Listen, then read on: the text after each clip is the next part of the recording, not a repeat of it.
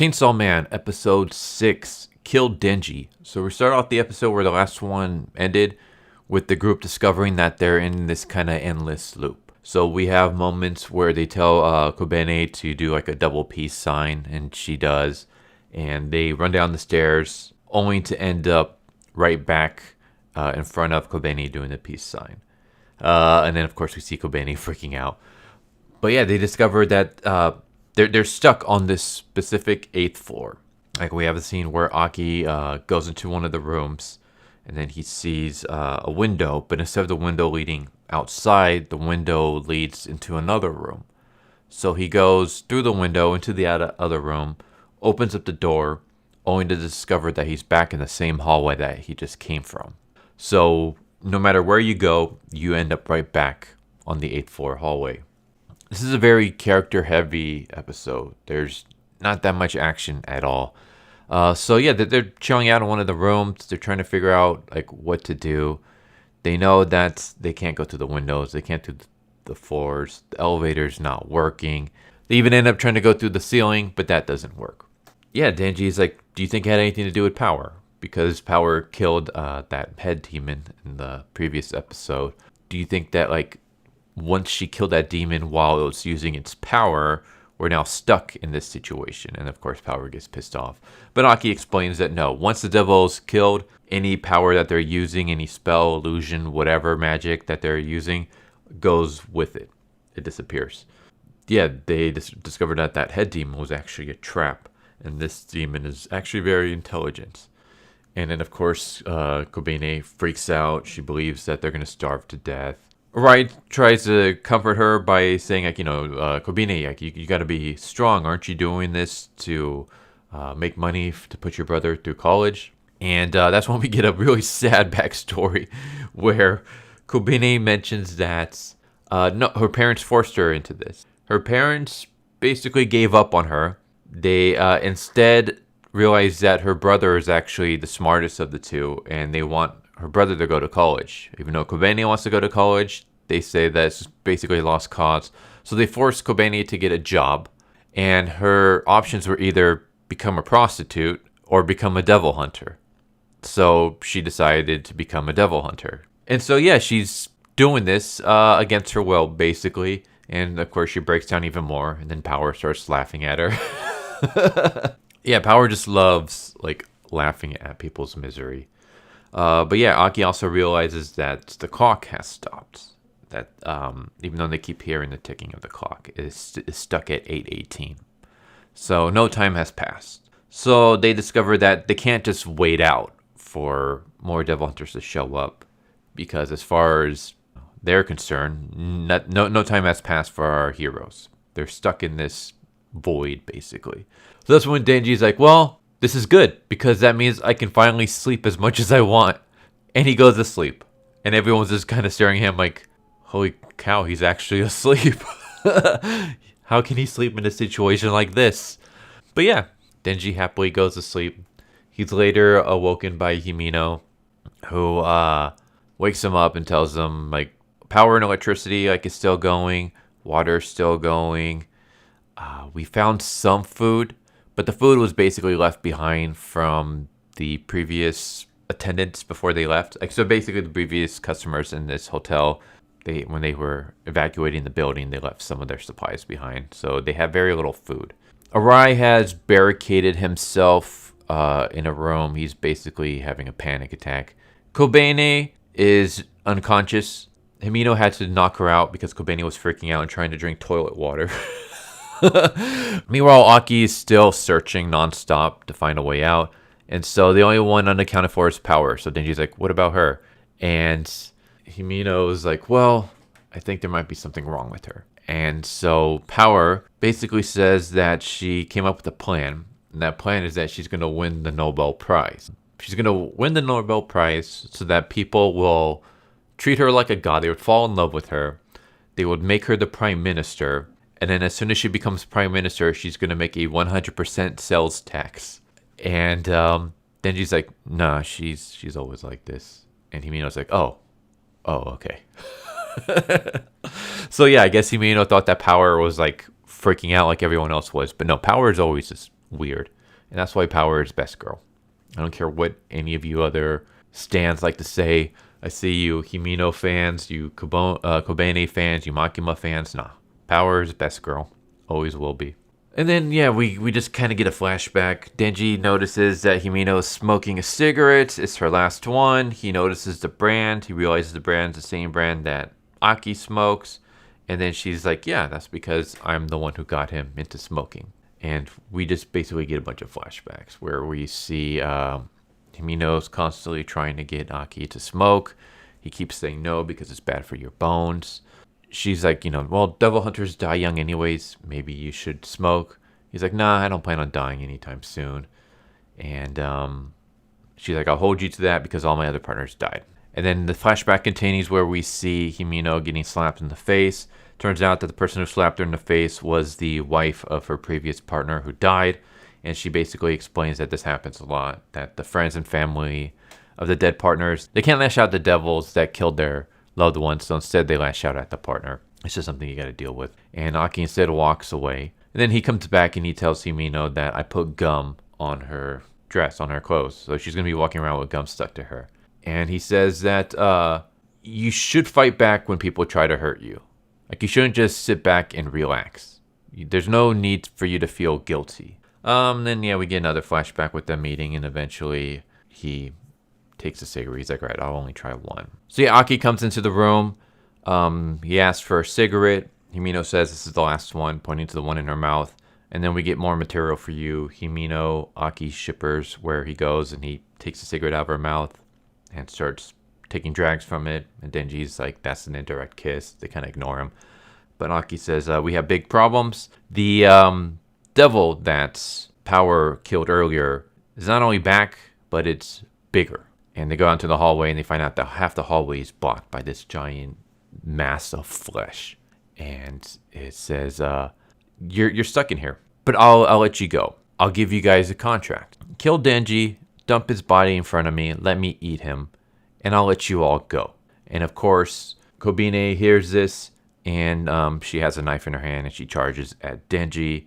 Aki kicks the knife out of her hand, and Himeno hits her in the stomach and basically drops her. And they decide, okay, let's try to use our powers on this thing. So Aki tries to summon Khan. It doesn't work because Khan's body is outside the building, and they're like in a void. I'll explain in just a second. So Khan doesn't work. Himeno tries the ghost powers. It works, but it doesn't really do much. It hurts the creature, but then the creature just starts regenerating. And other than being in pain, nothing happens. And it basically says, all your efforts are in vain. You're not going to be able to kill me. My heart is not here. My heart is not on this floor. You're stuck on the 8th floor. You're stuck in my stomach. And that's when we discover that the 8th floor is not actually the 8th floor. It's the inside of this devil's stomach. And that's why everything loops. That's why time is stood still. That's why Khan can't appear, because they're outside of time and space. Denji's like, well, this is annoying. Like, it doesn't really matter if you guys kill me anyways. It's not like this thing is gonna allow you to go free anyways, right? And Himeno's like, actually, that's not true. It used the word contract. Contracts are very serious. If a devil makes a contract with a human, they have to live up to their end of the contract. If either party does not, then they die. So because the devil said that I'll make a contract if you kill Denji and let me eat him, it has to live up to its word that if you kill Denji, allow me to eat him, I will let you go. And that's when Arai is like, well, then let's kill Denji. And Aki's like, no, because that's what it wants. So obviously we're not going to do what it wants. And Power's like, well, I can kill Denji. Because if I can't leave, I can't win the Nobel Prize. And I can't do 100% sales tax on people. And Aki's like, fiends can't form contracts. So even if you kill Denji, it's not going to matter. And I like this moment where they're just like chilling out in the hallway as this giant mass of flesh is on the other side. And they're just like laying there bored, trying to figure out what to do. And Aki says, well, if all else fails, I'll use my sword. And Himeno is very against that, saying, you're not going to do it. If it comes to using your sword, I would rather re-kill Denji. So we're setting up what exactly is this sword deal? Why is it so bad for Aki to use it? Arai goes back into the room and realizes that all the food is gone. Power standing there with a bunch of crumbs on her face. And she's like, it wasn't me, it was Denji. We should kill him. And of course, no one's buying it because it's like, it's obviously you. You're the only one in this room and you have food on your mouth. And Kobeni's like, I figured it out. We're stuck here because of power. The Fiend. She calls it the Fiend. We're stuck in here because of the Fiend's power. And Power's like, no, I didn't do it. But she's like calmly just saying this with a smile on her face.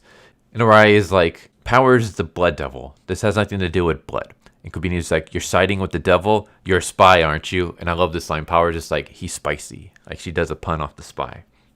But yeah, Kobeni tries to attack the two. Arai freaks out. Kobeni is already freaking out. And that's when they realize that this thing is getting more powerful and it starts chasing at them. And it's the fear. Fear strains a devil. So the more that they're scared, the more powerful this thing becomes. And eventually it reveals itself as the Eternity Devil.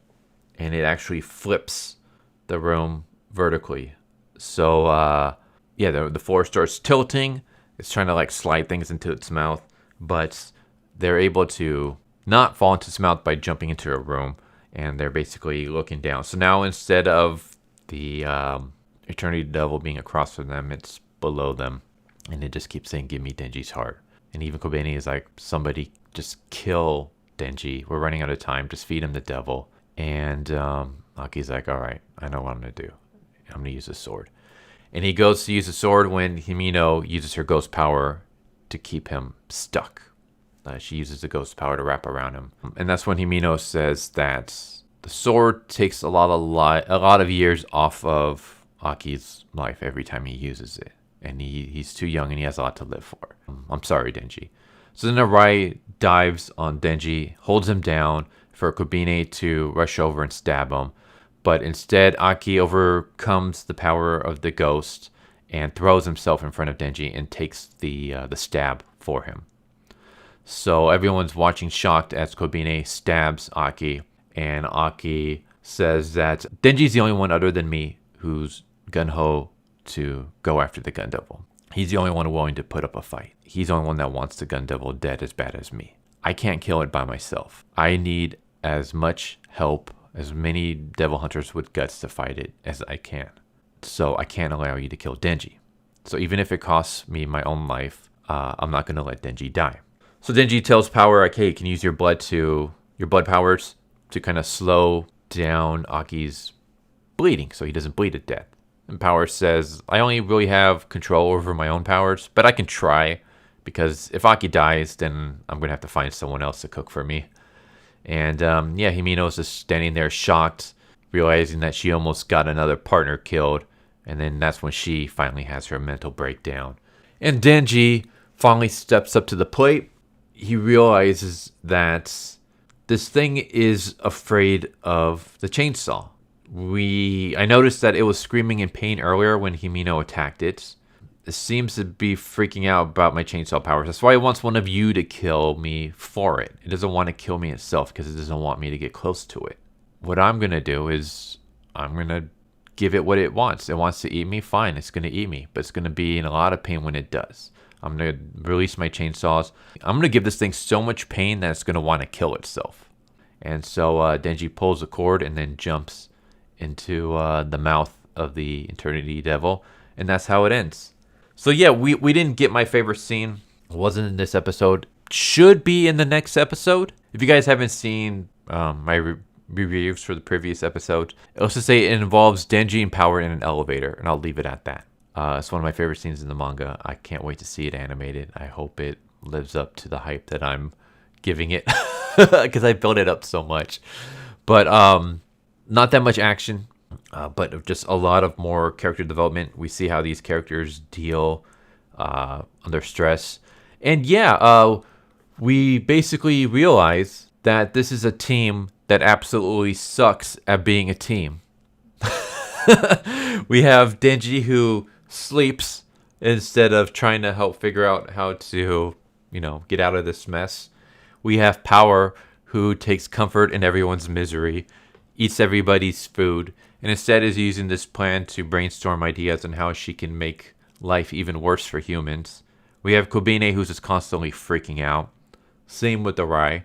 The two of them are willing to turn against any of their teammates as long as they'll save themselves.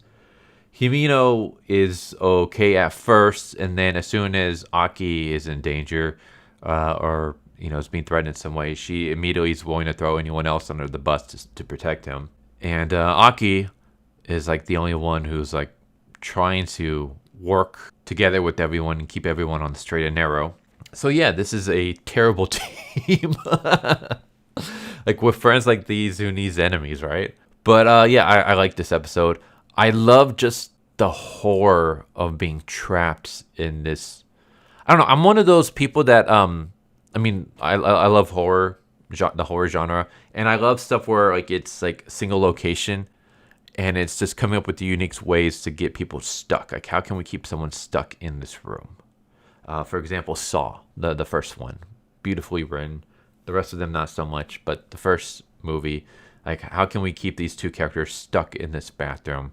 And how can we make a whole movie around just these two people in a bathroom? Like, I love like the challenge of that. I don't know why. And it also just has like a whole like Lovecraft feel with this mass of like flesh trapping them in its stomach, and now these characters are basically stuck out of time and space. They are no longer in the real world. They're in this other void where everything loops and time stands still. It's just like a really unique concept. So I love that. We also get one of my favorite movies of all time is John Carpenter's The Thing. And we get a little bit of that in not necessarily people like distrusting each other, because there's no like, the devil doesn't take the form of anybody. But this is more of a monster, an alien-like creature turning a team against each other. And I like that. I like that quality of this episode. Even though it is kind of annoying how easily some of them are willing to betray their teammates.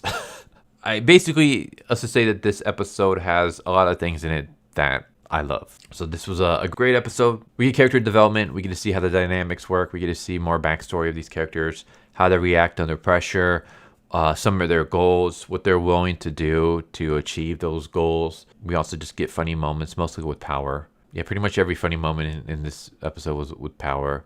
I guess you could say there's one with Aki putting gum on the widow, as well as Denji going to sleep while everyone's freaking out, and actually like being able to fall asleep easily and having a comfortable sleep. Like, everyone's like worried for their lives, and Denji's just like, I sleep.